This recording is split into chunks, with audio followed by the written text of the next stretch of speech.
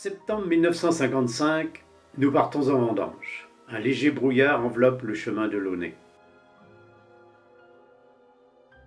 À cette époque, la vigne est présente sur tout le plateau.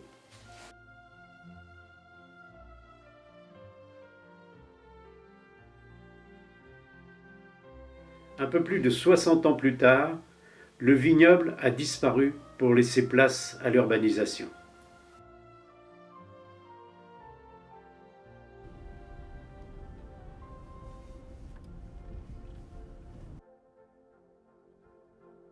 Une seule vigne reste à Clémortier, celle de M. Gallet, qui, âgé de 94 ans, est un des derniers viticulteurs de la commune.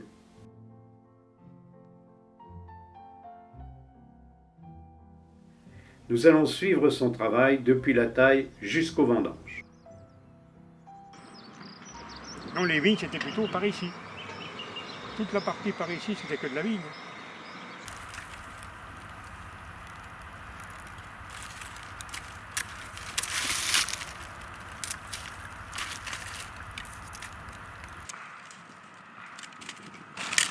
Ben, c'est la taille de Guyot qu'il appelle.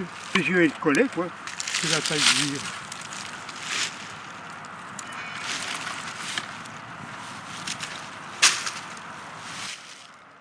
Ça gèle plutôt la croix de Saint-Martin, ça gèle, et puis alors les étangs. Il a pourtant tombé de l'eau, mais les terres sont pas humides du tout.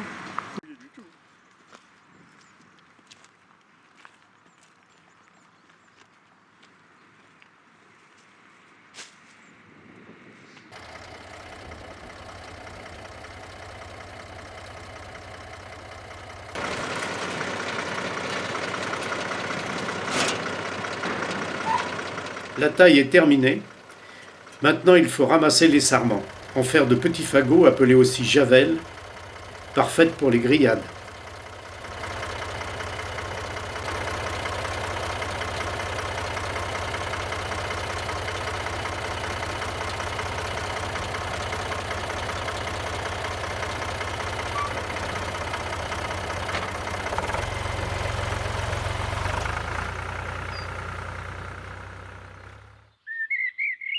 Peu à peu, les bourgeons grossissent. Les jeunes pousses ont pris de l'assurance et se transforment en belles feuilles. La nature reprend ses droits.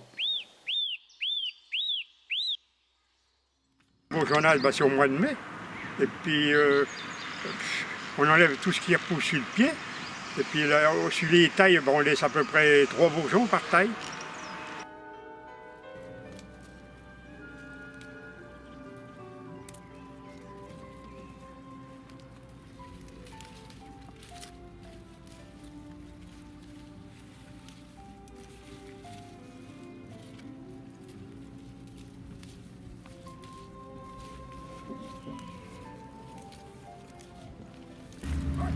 Puis depuis 8 jours, il fait chaud, là, elle a poussé pour voir. Et elle commence à fleurir.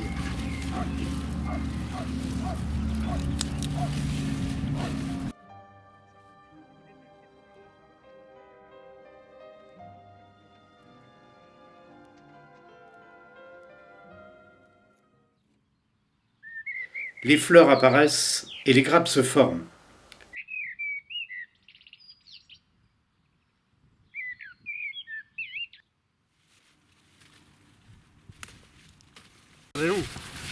Voyez-vous ça ben, c'est un gourmand. Alors on croit que c'est un brin, alors je suis obligé de l'enlever. Et pour moi c'est la chaleur, ça. Elle a poussé violemment la vigne et puis c'est ça qui doit rentrer ça.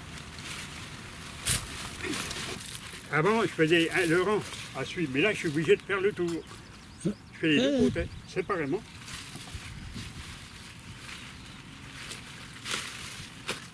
Oh non, mais celui-là qui la laissera, elle poussera, je ne sais pas combien de jours. Oui. Ah ben, je vous dis, moi, l'époque d'aujourd'hui que je fais la vigne, ben, j'ai jamais vu une année comme ça pour que les gourmands ils poussent comme ça. Jamais. Ah non, non.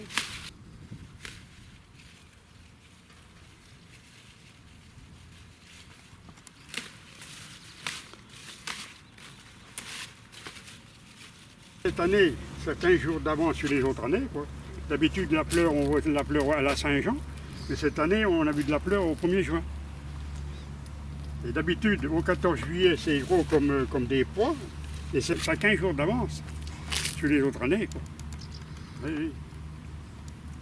Ça va verdeler à la fin de juillet, là.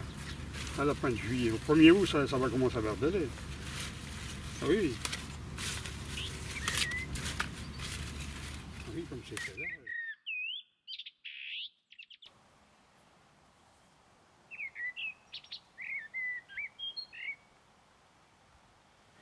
En juillet-août, le soleil fortifie les grains.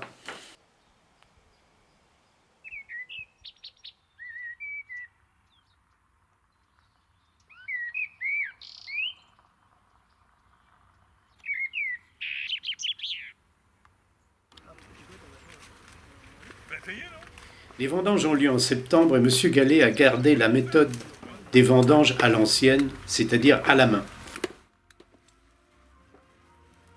Les vendangeurs, 2 par 2, se placent de chaque côté d'un rang de vigne et la cueillette commence. Le papotage aussi. Certains ne se sont plus revus depuis les dernières vendanges et ont plein de choses à se raconter. Accroupis ou penchés, on coupe les grappes au sécateur. Bientôt, les conversations se font plus brèves.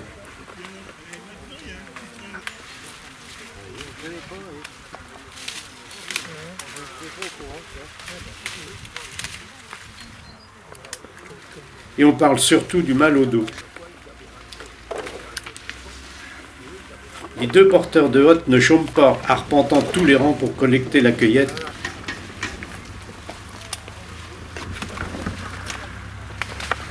Monsieur Galto. Et la vider dans un plateau au bout de la vigne.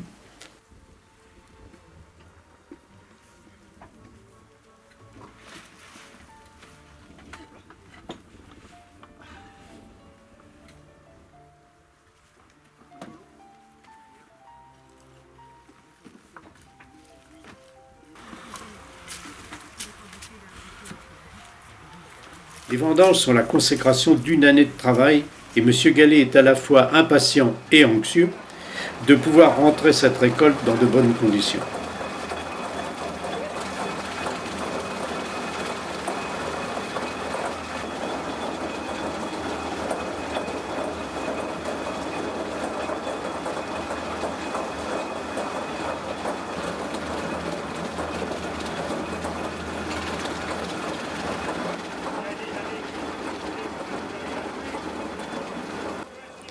Rendez-vous pour le vin nouveau, nous pourrons alors apprécier le résultat.